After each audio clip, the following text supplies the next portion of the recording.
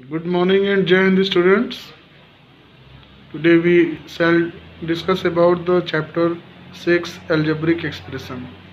तो आज स्टूडेंट हम लोग algebraic expression के चैप्टर को पढ़ेंगे। तो इसमें कुछ टर्म ऐसे हैं जिनका हम लोग यूज करते हैं, उसको अच्छी तरीके से जानेंगे। तो आप लोगों ने प्रीवियसली क्लास में पढ़ा है व्हाट इज कांस्टेंट। कांस्टेंट किसे कहते हैं? अ सिंबल विच है fixed value is called constant. अब कांस्टेंट में कौन कौन से नंबर आ सकते हैं? 4, 3, -1, कुछ भी जिसकी फिक्स्ड वैल्यू होती है उसको हम लोग क्या बोलते हैं? कांस्टेंट बोलते हैं। वेरिएबल क्या है? A symbol have not fixed value, उनकी वेरिएबल वैल्यू होती है, फिक्स्ड वैल्यू नहीं होती है। जैसे एक्स, वाई, जेड, ए, बी, सी, ये सब क्या कहे जाते हैं? ये वेरिएबल कहे जाते हैं। अब फिर बात आती है अलजेब्रिक एक्सप्रेशन। अलजेब्रिक एक्सप्रेशन क्या होता है? जब कोई वेरिएबल और कांस्टेंट मिला करके प्लस माइनस और डिवीज़न मल्टीप्लाई के साथ अगर लिखा जाता है तो उसको हम अलजेब्रिक एक्सप्रेशन बोलते हैं। जैसे एग्जांपल में अगर हम आपको देना चाहें तो एग्जांपल हो सकता है जैसे 2x + 3y, 3x yz + 5x, ये हमारे अलजेब्रिक एक्सप्रेशन कहे जाते हैं। ठीक है। अलजेब्रिक एक्सप्रेशन के बाद फिर हम डिस्कस करेंगे टर्म के बारे में कि टर्म क्या होता है। ठीक है, टर्म क्या होता है। तो टर्म के बिहाफ पे अगर हम अलजेब्रिक एक्सप्रेशन को बताएं तो टर्म होता क्या है? जैसे प्लस और माइनस साइन के बाद जो नंबर लिखे जाते हैं वो टर्म कहलाते हैं। जैसे यह एक टर्म काउंट होगा और यह एक टर्म काउंट होगा, तो इस पॉलिनोमियल में कितने, इस अलजेब्रिक एक्सप्रेशन में कितने टर्म माने जाएंगे?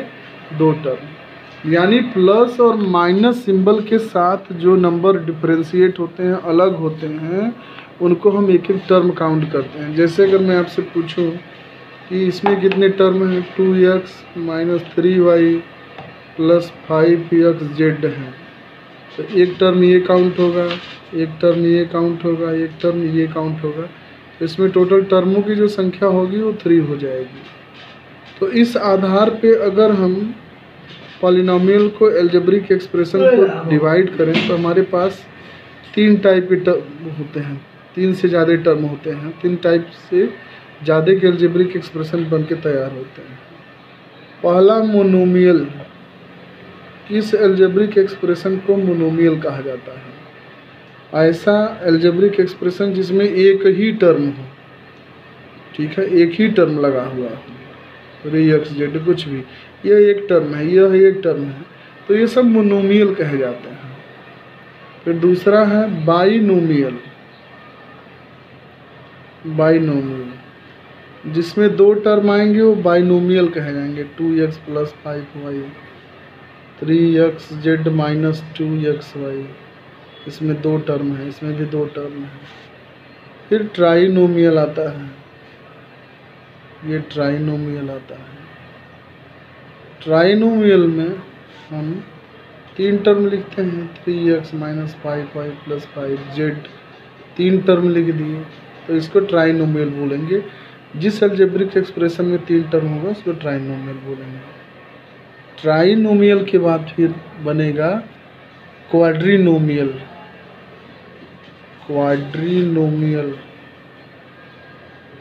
क्वाड्रीनोमियल में 4 टर्म होते हैं, 4x - 3y + 5z - 6, तो x y z ये हो गया।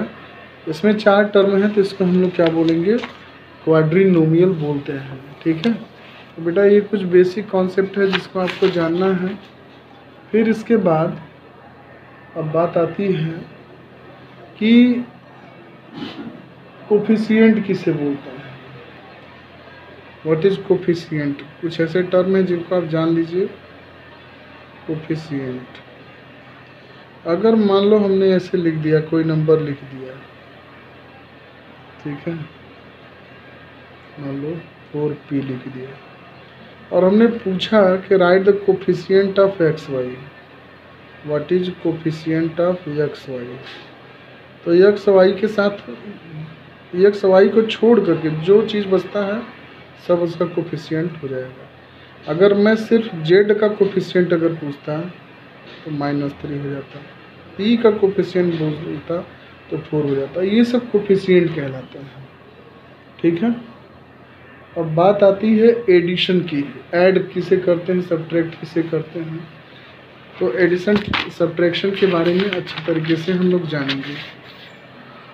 जब हमें अगर कोई दो एल्जेब्रिक एक्सप्रेशन को ऐड करना होगा, जैसे 5x - 3y + 4z लिख दिया, ठीक है, और यहाँ पे लिख दिया 2y + 3x - 7z, और इसको ऐड करना है।